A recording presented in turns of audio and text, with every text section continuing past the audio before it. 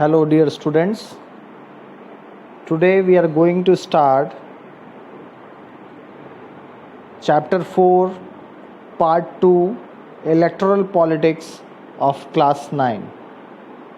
This is the second part of the chapter. Let us have a brief view what we studied in the first part. In the first part we started with a newspaper article based on the election campaign of Chaudhry Devilal. Devilal, who was at that time the head of Lokdal, and the promises which he made, because of that he won 60 seats out of 90 in the Haryana State Assembly elections. After that, we studied why we need elections. After that, we discussed what makes an election democratic. Further, we studied that is it good to have political competition. In that, we studied about advantages also and disadvantages of political competition. Now, after that, we started with some of the points that what is our system of election. In that, I told you about electoral constituencies, how electoral constituencies are formed in state election as well as in Lok Sabha elections. Electoral constituency seats we discussed about that. Now, after the formation of constituencies, some seats are reserved constituencies. Those seats are reserved for ST, SC and OBC candidates.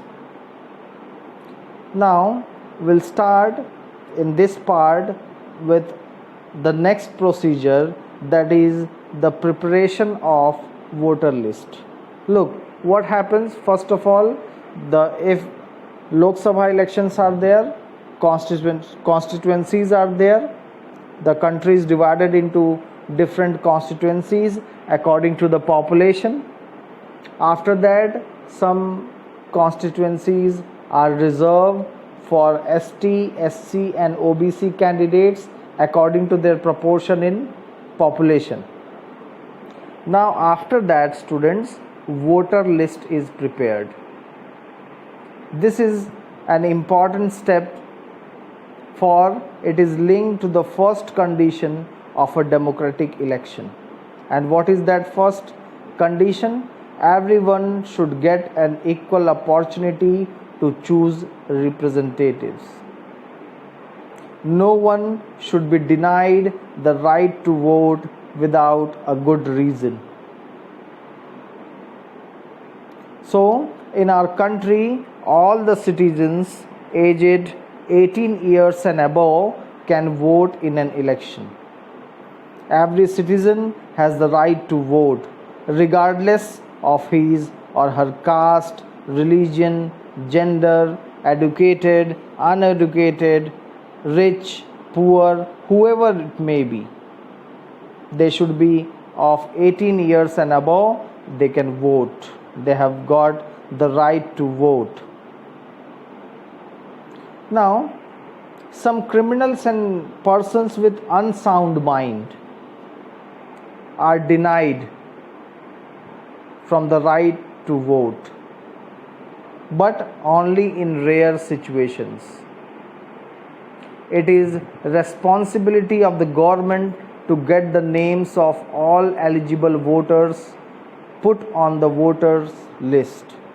Means those who have attained the age of 18 and they are of not criminal background and they are not of unsound mind, their name has to be put in the list that is called voter list. As new person attain voting age, names are added to the voter list. Names those who move out of a place, or those who are dead, their name is deleted. Means every year new population come who has attained the age of 18, their name is included, and the person who has left the place or is dead, his or her name is deleted from the voter list. A complete revision of the list takes place after every 5 years. This is done to ensure that it remains up to date. Means after every year this list is this list is revised so that it could remain up to date. In the last few years, a new system of election photo identity card, EPIC, what we call it, EPIC, it is introduced. The government has tried to give this card to every person on the voters list. The voters are required to carry this card when they go out to vote, so that no one can vote for someone else or in the name of others. But the card is not yet compulsory for voting. For voting, the voters can show many other proofs of identity like the ration card or the driving license or the Aadhaar card. So this is the next step, what we call is preparation of the voter list. Those who have attained the age of 18, their name is included in the voter list, and those who have died or those who have left the place, their name is deleted. Now, after the voter list is prepared, the next procedure is nomination of candidates. Parties allot the contestants of the respective constituencies who will contest for elections. Now, every person who wishes to contest an election has to fulfill a nomination form and give some money as security deposit. Recently, a new system of declaration has been introduced on the direction of the Supreme Court. In short, you call it affidavit. Every candidate has to make a legal declaration giving full details of serious criminal cases pending against them, details of the assets and liabilities, means any loan if he or she has taken, not only his assets and liabilities but of his or her families too. Apart from it, educational qualification of the candidate is also required, and this information has to be made publicly. This provides an opportunity to the voters to make their decision on the basis of information provided by the candidates. So this is what you call is the nomination of candidates. Apart from it, there should be no restriction on anyone to contest in the election. Anyone who can become a voter can become a candidate also. The only difference is that to be a candidate, minimum age is 25 years, while it is only 18 years for being a voter. Those who are criminals in extreme case can't contest in elections. The political parties nominate their candidate who get the party symbol and support. Party nomination is known as party ticket. The party ticket is given to the candidate. It is an official announcement by the political party that they are giving the party ticket from this particular constituency to this particular candidate. This is what you call is nomination of candidates.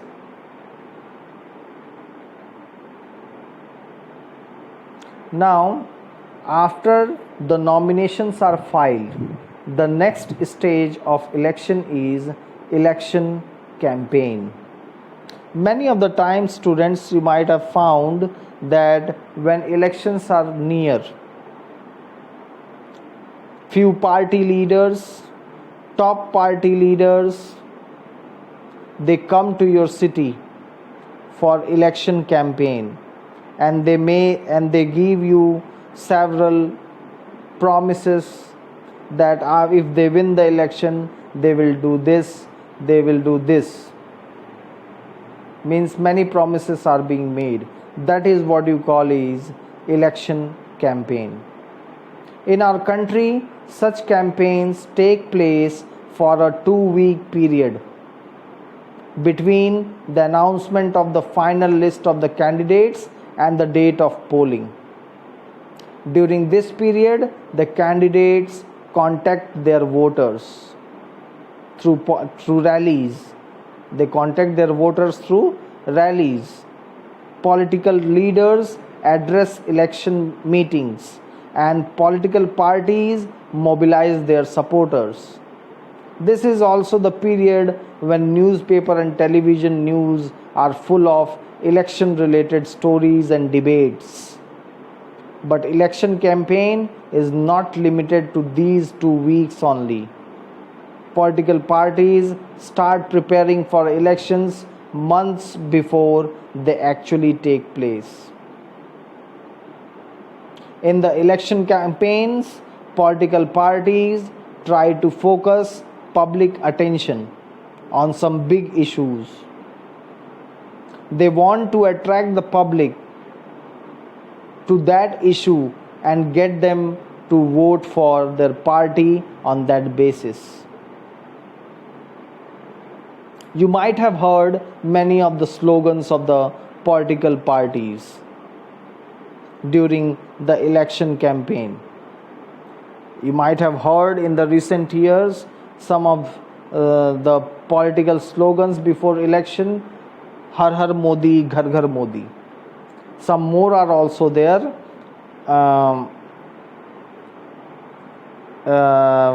I do remember when Indira Gandhi gave the slogan Garibi Hatao in the year 1971. In the elections of 1977, Janata Party gave the slogan Save Democracy. In the state assemblies election of West Bengal in the year 1977, the Left Front, or you call Communist Party of India, gave the slogan Land to the Tiller. Some more famous slogans are also there, like N.T. Rama Rao, the leader of Telugu Desam Party in Andhra Pradesh. In the assembly elections of Andhra Pradesh in the year 1983, he gave the slogan Protect the Self-Respect of Telugus.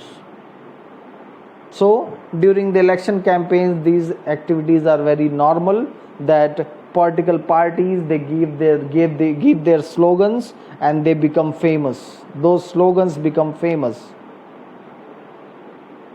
And in election campaign, the political parties promises to fulfill the demands of the people. Although there are some instances which shows that political party and candidates get a fair and equal chance to compete. According to our election law, no party or candidate can bribe or threaten voters. They cannot appeal to them in the name of caste or religion. Use of government resources for election campaign is strictly prohibited and is punishable also. In an Lok Sabha election, candidate cannot spend more than 25 lakh rupees, or in a state assembly election they cannot spend more than 10 lakh rupees.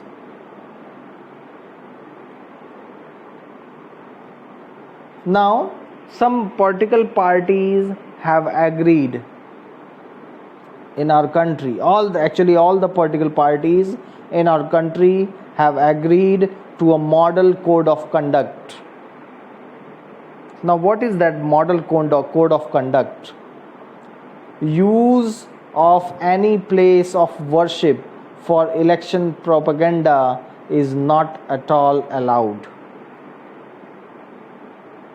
Use government vehicles, aircrafts and officials for election is strictly prohibited. Once elections are announced, ministers of the ruling party shall not lay foundation stones of any new projects, take any big policy decisions, or make any promises of providing public facilities. They cannot do so. This is what we call is model code of conduct. So students, once rewind, once constituencies are made, means countries divided into different constituencies. After that, reserve constituencies are there. After that, voter list is prepared. After that, nomination of candidate is there. After that, election campaign is there. And finally, the big day comes. That is polling and counting of votes. Polling means the day on which people cast their vote. The final stage of an election is the day when the voters cast or poll their vote. That day is usually called the election day. Every person whose name is on the voters list can go to a nearby polling booth situated usually in a local school or a government office. Once the voter goes inside the booth, the election officials identify his or her name, put a mark on her finger and allow them to cast their vote. An agent of each candidate is allowed to sit inside the polling booth.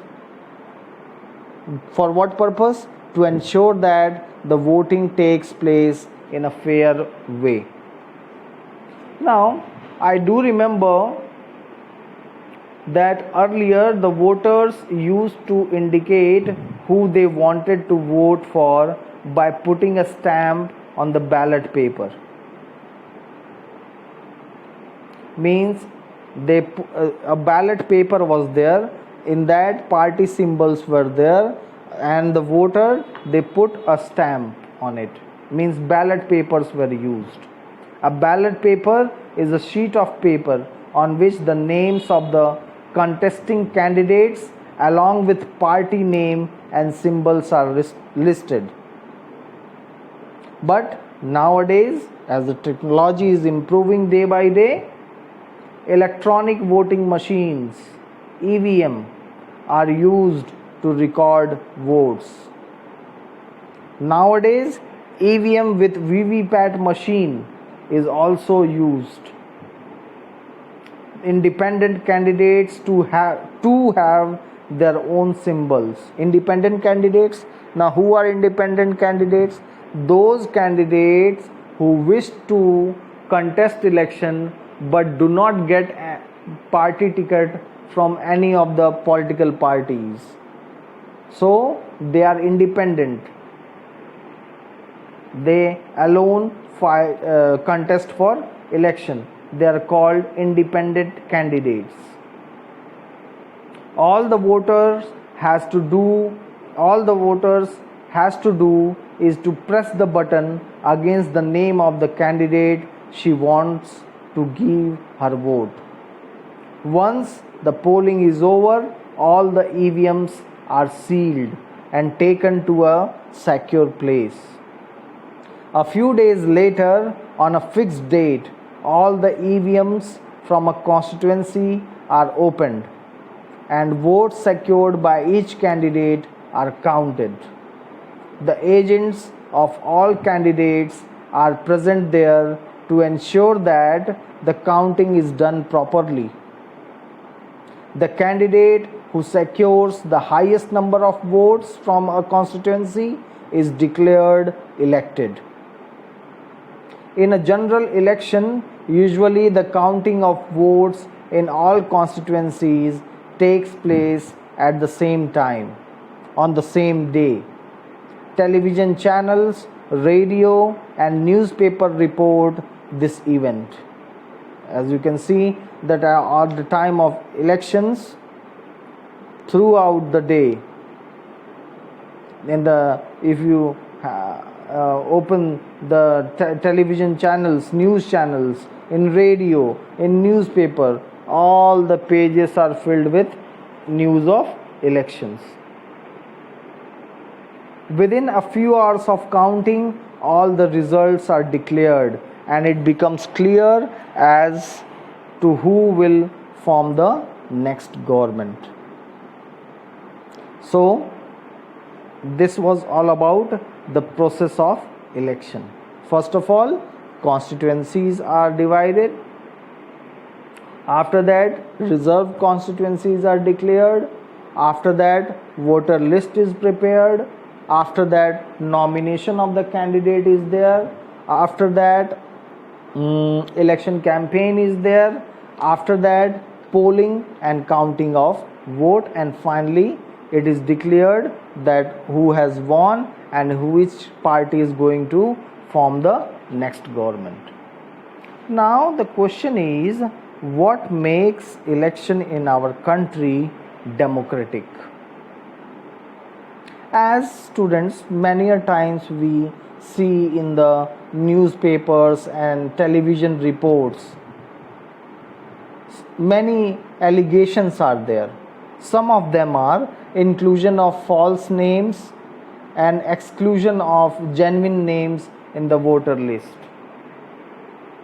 False names are listed in the voter list and genuine names, their name is excluded from the voter list. Misuse of government facilities and officials by the ruling party. Excessive use of money by rich candidates and big parties. And rigging on the polling day. Means false methods are used on the polling day. These are some of the newspaper reports which you will find in the newspaper as well as in news channels also. But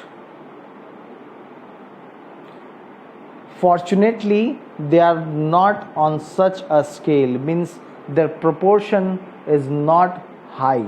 They are very lesser. These type of things happen very lesser. So we can say that electoral competition in India are democratic. Now my second view regarding democratic elections in India is who is conducting the election. Yes, of course, election commission. And election commission is independent in our country, which makes elections in India democratic. Election commission enjoys the same kind of independence that the judiciary enjoys. The Chief Election Commissioner, CEC, Chief Election Commissioner, is appointed by the President of India. But once appointed, the Chief Election Commissioner is not answerable to the President or the government. Even if the ruling party or the government does not like what commission does, it is virtually impossible for it to remove CEC. CEC? Yes. Chief Election Commissioner. The Chief Election Commissioner. Very few election commissions in in the world have such wide-ranging power as the Election Commission of India has.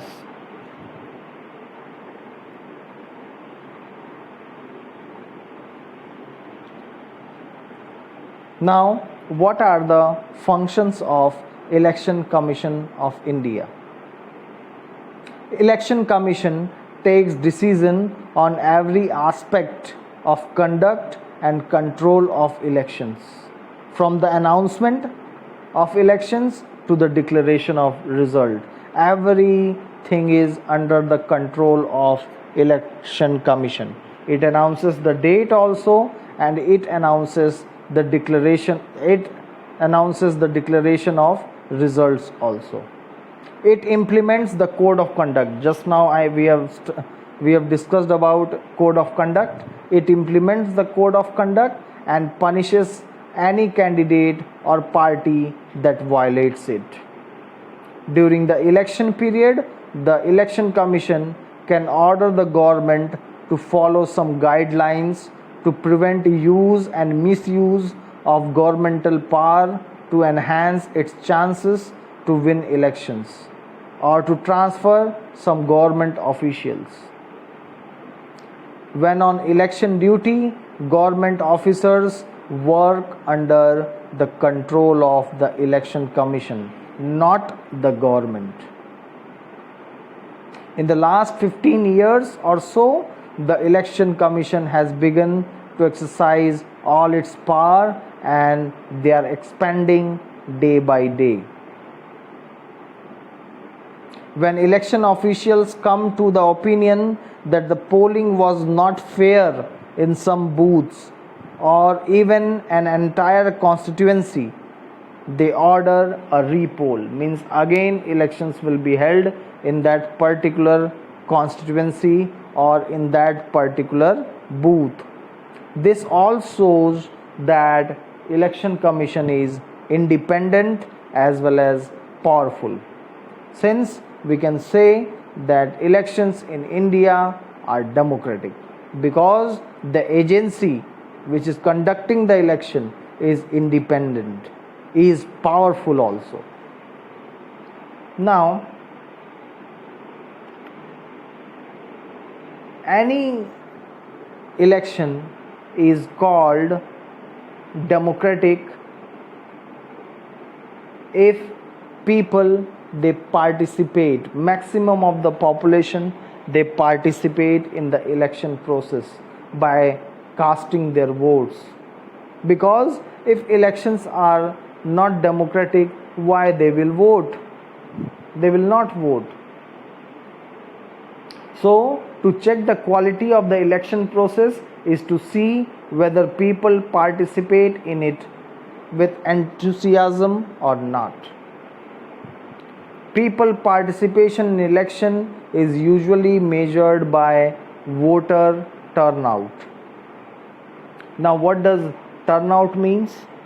Turnout indicates the percent of eligible voters who actually cast their votes. Many of the times we see on the news television screen that in Haryana elections 60% voting has been done in the. So what is that? That is turnout. Total number of percentage of eligible voters who actually cast their vote. But you can see the bar graph over here.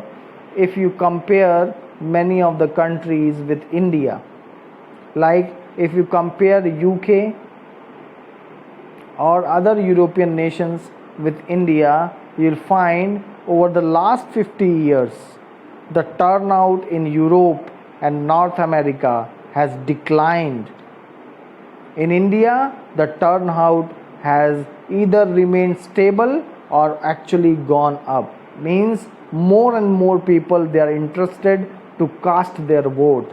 and this shows that elections in India are democratic, because if they wouldn't have been democratic, people would not have been interested in voting. So voter turnout is one of the important certificate that elections in India are democratic. Now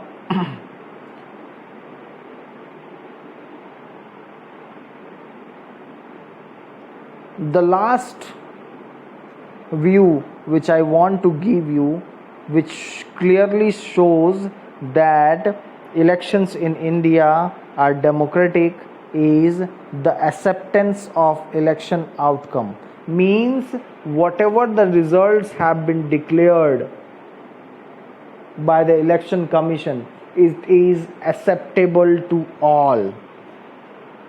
One final test of free and fairness of election has in the outcome itself. If the election are not free and fair, the outcome always favors the powerful. In such a situation, the ruling parties do not lose election. But this doesn't happen in our country.